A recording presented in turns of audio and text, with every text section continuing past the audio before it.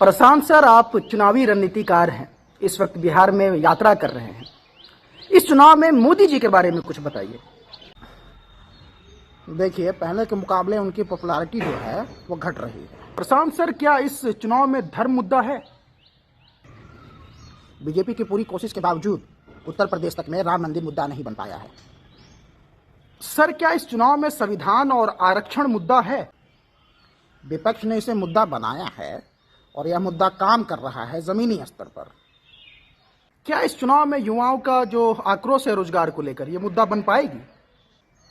बिल्कुल बिल्कुल, बेरोजगारी चरम पर है, रोजगार बड़ा मुद्दा है। और अडानी अंबानी सर? इन्हें सरकार से फायदा हुआ है, जनता में यह मैसेज बहुत क्लियर है। सर, नारी उत्पीड़न सर, नारी उत्पीड़न क्या मुद्दा बनेगी?